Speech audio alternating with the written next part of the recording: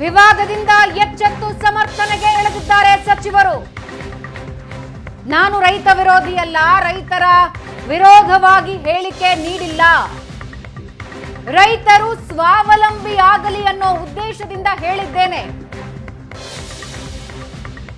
ತಮ್ಮ ಹೇಳಿಕೆ ವಿವಾದ ಹುಟ್ಟು ಹಾಕ್ತಾ ಇದ್ದ ಹಾಗೆ ಅದರ ಸಮರ್ಥನೆಗೆ ಇಳಿದಿದ್ದಾರೆ ಸಚಿವರು. ವಿರೋಧ ಪಕ್ಷಗಳು ಈ ವಿಷಯವನ್ನ ಎಳೆದಾಡ್ತಾ ಇವೆ. ಲೋಕಸಭೆ ಚುನಾವಣೆ ಗೆಲ್ಲೋದಕ್ಕೆ ನಮ್ಮನ್ನ ಟಾರ್ಗೆಟ್ ಮಾಡ್ತಿದ್ದಾರೆ.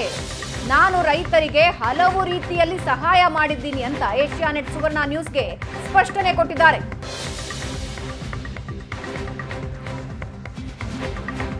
ಬರಗಾಲವನ್ನ ಅಪೇಕ್ಷಿಸುತ್ತಾರೆ ಅನ್ನುವಂತ ಸಚಿವ ಶಿವಾನಂದ ಪಾಟೀಲರ ಹೇಳಿಕೆ ಈಗ ವಿವಾದವಾಗಿ ಪರಿಣಮಿಸ್ತಾ ಇದೆ. ಅಷ್ಟಕ್ಕೂ ಶಿವಾನಂದ ಪಾಟೀಲರು ಹೇಳಿದ್ದೇನೆ ಅವತ್ತು ಆ ಕಾರ್ಯಕ್ರಮದಲ್ಲಿ. ಸ್ವತಃ ಈಗ ನನ್ನ ಜೊತೆಗೆ ಸಚಿವರಾದಂತಹ ಶಿವಾನಂದ ಪಾಟೀಲರು ಇದ್ದಾರೆ. ಈ ಬಗ್ಗೆ ಸ್ಪಷ್ಟನೆ ಕೊಡೋದಕ್ಕೆ ಅವರೇ ನಮ್ಮ ಜೊತೆಗೆ ಇರುವಂತದ್ದು, ಅವರೇ ಕೇಳ್ತೀನಿ. ಸರ್, ಆಕ್ಚುಲಿ ಅವತ್ತು ಮಾತನಾಡಿದ್ದೇನು, ಎಲ್ಲಿ ಈ ಕಾರ್ಯಕ್ರಮ ಏನಾಗಿದೆ ಸರ್?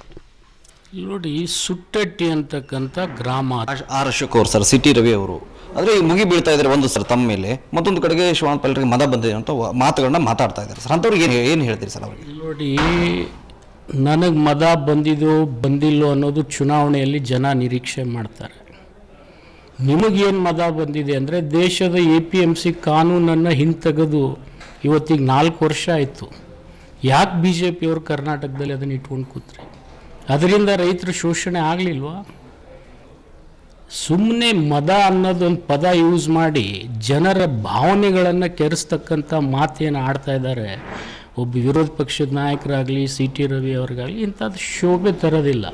ಅವರಿಗೆ ಆಸಕ್ತಿ ಇದ್ದರೆ ಕೇಂದ್ರ ಸರ್ಕಾರಕ್ಕೆ ಹೋಗಿ ಸಕ್ಕರೆ ಎಕ್ಸ್ಪೋರ್ಟ್ ಮಾಡಲಿ, ಉಳ್ಳಾಗಡ್ಡಿ ಎಕ್ಸ್ಪೋರ್ಟ್ ಮಾಡಲಿ, ಪಾಮ್ ಆಯಿಲ್ ಇಂಪೋರ್ಟ್ ಮಾಡೋದನ್ನು ಬ್ಯಾನ್ ಮಾಡಲಿ, ನಮ್ಮಲ್ಲೇ ಇರ್ತಕ್ಕಂಥ ಕೊಬ್ಬರಿಯನ್ನು ಪ್ರೊಸೆಸ್ ಮಾಡಿ ಕೊಬ್ಬರಿ ಎಣ್ಣೆಯನ್ನು ತಿನ್ನಕ್ಕೆ ಸಾರ್ವಜನಿಕರಿಗೆ ಹಂಚ್ಬೋದಲ್ಲ.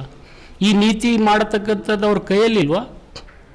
ಇಂಥವೆಲ್ಲ ಮಾಡೋದು ಬಿಟ್ಟು ಸುಮ್ಮನೆ ನಮ್ಮನ್ನು ರೈತರು ವಿರೋಧ ಕಟ್ಟಿ ಒಂದು ಪಕ್ಷಕ್ಕೆ ಏನಾದರೂ ಅಧಿಕಾರ ತರಬೇಕನ್ನುವಂಥ ದುರಾಸೆ ಇಟ್ಕೊಂಡು ಅವ್ರು ಮಾತನಾಡ್ತಾ ಇದ್ದಾರೆ. ವಿನ ಅವ್ರು ಏನು ಸುದುದ್ದೇಶ ಇಲ್ಲ ಇದರಲ್ಲಿ. ಸರ್, ಇದೊಂದೇ ಬಾರಿ ಇಲ್ಲ ಸರ್, ಹಾವೇರಿಯಲ್ಲಿ ಮಾತನಾಡಿದಂತೂ ಕೂಡ ಇದೇ ರೀತಿ ಮಾಡಿದ್ರು. ಮತ್ತೊಂದು ಕಡೆ ಈ ಬಾರಿ ಕೂಡ ಮತ್ತೆ ಇದೇ ಹೇಳಿಕೆ ಇಟ್ಕೊಂಡು ಜಗ್ಗಾಡ್ತಾ ಇದ್ದಾರೆ ಸರ್. ಏನು ಕಾರಣ ಇರ್ಬೋದು ಅಂತೀರಿ ಸರ್? ಮುಂದಿನ ಲೋಕಸಭೆ ಇಲೆಕ್ಷನ್ ಮತ್ತೇನಾದರೂ ಬೇರೆ ಏನಾದರೂ ಕಾರಣ ಇದೆ ನಿಮ್ಮ ಟಾರ್ಗೆಟ್ ಮಾಡೋದಕ್ಕೆ? ಈಗ ಸುವರ್ಣ ನ್ಯೂಸ್ದವ್ರಿಗಾಗಲಿ ಎಲ್ಲ TVಯವರಲ್ಲಿ ನಾನು ವಿನಂತಿ ಮಾಡ್ತೀನಿ, ನೀವು ರೈತನ ಸ್ಥಿತಿ ಇವತ್ತು ಯಾವ ಮಟ್ಟಕ್ಕೆ ಕುಸಿದಿದೆ ಅನ್ನೋದು 4 ವರ್ಷದಲ್ಲಿ ನೀವು ಅಧ್ಯಯನ ಮಾಡಿರಿ. ಯಾವ ನೀತಿಯಿಂದ ಇವತ್ತು ರೈತ ಶೋಷಣೆಗೆ ಒಳಗಾಗ್ತಾ ಇದ್ದಾನೆ.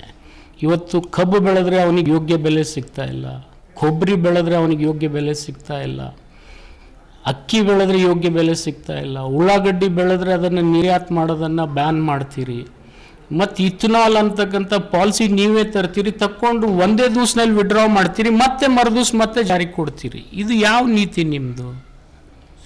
ಇಥನಾಲನ್ನು ನಂಬಿ 400-300 ಕೋಟಿ ನಿಮ್ಮ ಶಾಸಕರು ಇವತ್ತು ಹಣ ವ್ಯಯ ಮಾಡಿ ಇವತ್ತು ಕಾರ್ಖಾನೆಗಳನ್ನು ಕಟ್ಟಿದ್ದಾರೆ.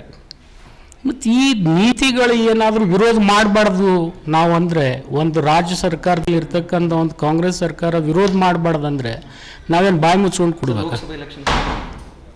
ಲೋಕಸಭಾ ಇಲೆಕ್ಷನ್ ಟಾರ್ಗೆಟ್ಗೆ ಇದನ್ನು ಈ ರೀತಿ ಮಾತನಾಡ್ತಾ ಇದ್ದಾರೆ ಅವರು. ನಾನು ಹೇಳಿದ್ದು ರೈತರ ಸರ್ಕಾರಕ್ಕೆ ಸಾಲ ಕೊಡ್ಬೇಕಂತಕ್ಕಂಥ ಮಾತು ಹೇಳಿದ್ದೆ, ಅದನ್ನ ಯಾಕೆ ಹೇಳಲಿಲ್ಲ ಅವರು? ಅಷ್ಟು ಸಶಕ್ತರಿದ್ದಾರೆ. ಆದರೆ ಅವ್ರಿಗೆ ಒಂದು ಯೋಗ್ಯ ಬೆಲೆ ಕೊಡ್ತಕ್ಕಂಥ ಒಬ್ಬ ಪ್ರಧಾನಮಂತ್ರಿ ದೇಶದಲ್ಲಿ ಬೇಕೋ ಬೇಡವೋ? ರೈತರು ಸಾಲ ಮನ್ನಾ ಮಾಡಿದರು, ಮನಮೋಹನ್ ಸಿಂಗ್ 72,000 ಕೋಟಿ. ಇವ್ರೇನಾದರೂ ಮನ್ನಾ ಮಾಡಿದಾರ? ಮತ್ತು ಬರಗಾಲ ಬಂದಾಗ ಬರೀ ರಾಜ್ಯ ಸರ್ಕಾರ ಯಾಕೆ ಮನ್ನಾ ಮಾಡ್ಬೇಕು? ಕೇಂದ್ರ ಸರ್ಕಾರ ಮನ್ನಾ ಮಾಡ್ಬೋದಲ್ಲ? ಇದು ದಯಮಾಡಿ ಇವೆಲ್ಲ ವಿಚಾರಗಳನ್ನು ಜನರ ಮುಂದೆ ಇಡಿ, ಡಿಸ್ಕಷನ್ ಆಗಲಿ, ನೋಡೋಣ. ಆವಾಗ ಬರ್ತಕ್ಕಂಥ ಲೋಕಸಭಾ ಚುನಾವಣೆ ಹಿನ್ನೆಲೆಯಲ್ಲಿಯೇ ಈ ರೀತಿಯಾಗಿ ನನ್ನ ಹೇಳಿಕೆಗಳನ್ನ ವಿವಾದವಾಗಿ ಸೃಷ್ಟಿ ಮಾಡಲಾಗ್ತಾ ಇದೆ, ಮತ್ತೊಂದು ಕಡೆಗೆ ಎಳೆದಾಡಲಾಗ್ತಾ ಇದೆ ನನ್ನ ವಿವಾದಗಳನ್ನ ಅನ್ನುವಂಥ ಮಾತನ್ನ ಶಿವಾನಂದ ಪಾಟೀಲ್ ಹೇಳಿದ್ರು. ವಿಜಯಪುರದ ಕ್ಯಾಮರಾಪ್ಪು ಜೊತೆಗೆ ಷಡಕ್ಷರಿ ಏಷ್ಯಾನೆಟ್ ಸುವರ್ಣ ನ್ಯೂಸ್.